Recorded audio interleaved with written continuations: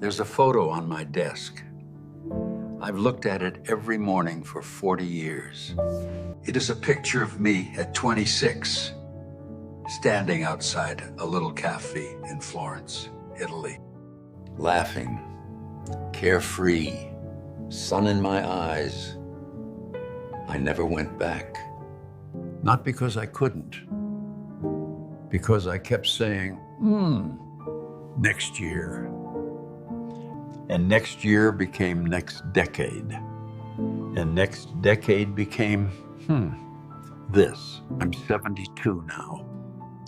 And I need to tell you something I wish someone had told me when that photo was taken. My name doesn't matter. What matters is this. I was you. At 22, I landed my first real job. Decent salary, corner desk. My mother cried when I told her. I thought I had made it. So I did what any ambitious young man does. I worked harder than anyone. I arrived before my boss. I left after the janitor. I said no to weekends away, birthday dinners, camping trips, lazy Sunday afternoons. I had a plan. Work hard in your 20s, sacrifice now, enjoy later. What nobody told me is that later is a lie. My best friend Marco called me one Thursday in 1987. He wanted to road trip through Spain for 2 weeks. Come on, he said. We're still young. We'll never get this chance again. I said no. A project deadline. Very important. Marco went alone. Met a woman named Elena. Married her 6 months later. Moved to Barcelona. I saw him 3 more times before he passed away in 2019. That deadline? I can't even remember what it was for. Here's what I learned too late about being busy. There was a man in my office, Richard. Richard was the busiest man alive, always rushing, always stressed, always important. We all admired him. Richard had a heart attack at 54, survived. Thank God. But lying in that hospital bed, he told me something I never forgot. He said, I just realized I've been running a race I never chose toward a finish line that was never mine. Busyness is not purpose. It is camouflage. It hides the question you are most afraid to answer. Am I actually living the life I want? Your 20s, I need you to hear this. Your 20s are not a warm-up act. They are not a sacrifice period. They are the performance itself. They are the years your brain is most elastic, your energy most electric, your options most wide open. Don't spend them performing busyness for an audience that won't remember your name. My father used to sit on the porch every Sunday evening, just watching the street. He always asked me to sit with him. I always had something more important to do. He died on a Sunday. And I was at the office. I am not telling you this to make you sad. I am telling you because I know you are doing it too. No, maliciously. No, even consciously. You are just busy. People will not wait for you to have time. They will age. They will move. They will get sick. They will disappear. And the cruelest part, life doesn't send you a warning.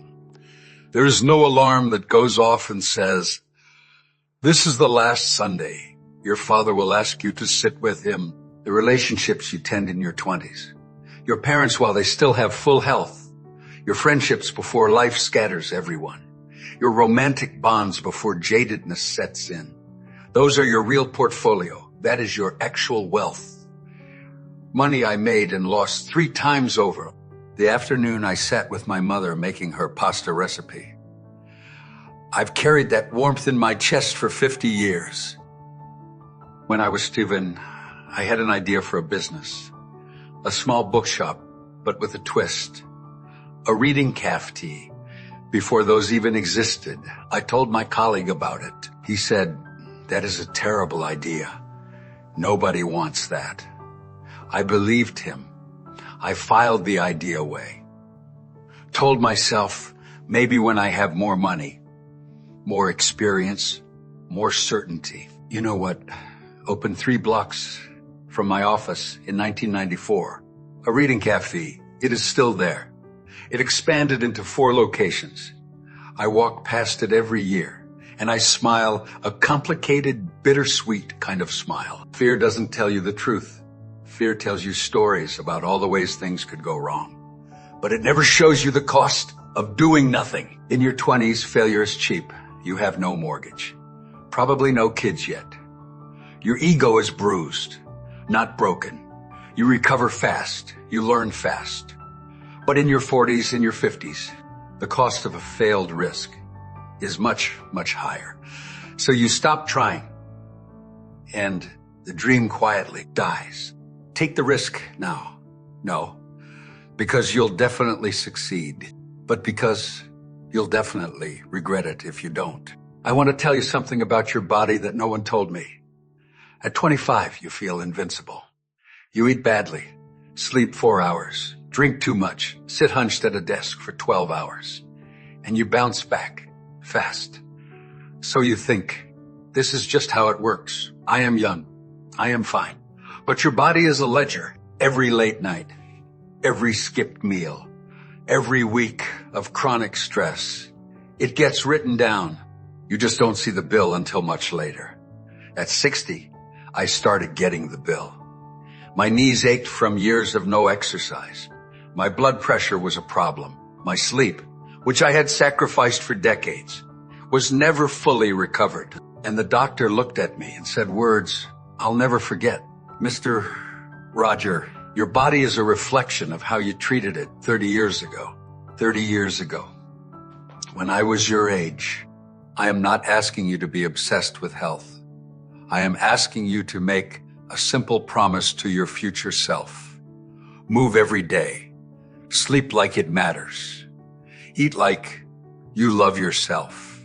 Because the 72-year-old version of you, who still wants to walk on the beach, carry their grandchildren, travel without pain, is depending on the choices you make right now. Here is the one that embarrasses me the most to admit.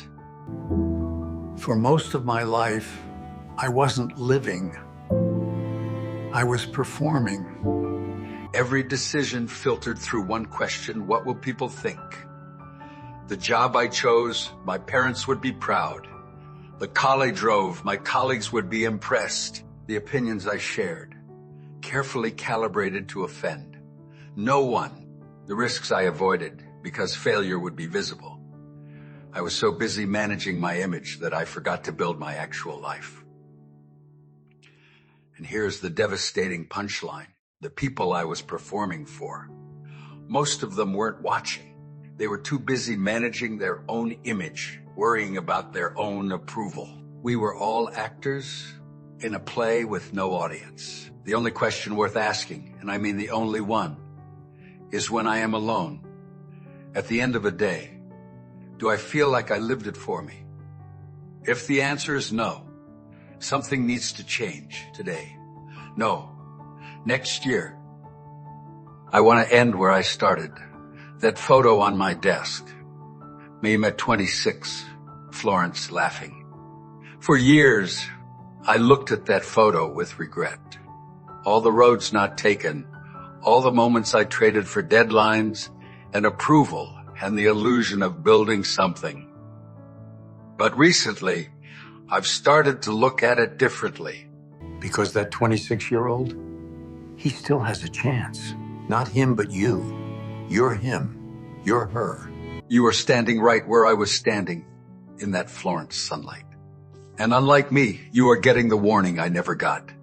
So here is what I want you to do tonight. Just one thing. Call someone you've been meaning to call. Or book the trip you keep postponing. Or write down that idea you've been afraid to try. No tomorrow, tonight. Because the clock I am hearing now, I can promise you, sounds very different than the clock you are hearing in your 20s. Don't wait until you can hear it the way I do. If this reached something in you Share it with someone in their 20s who needs to hear it.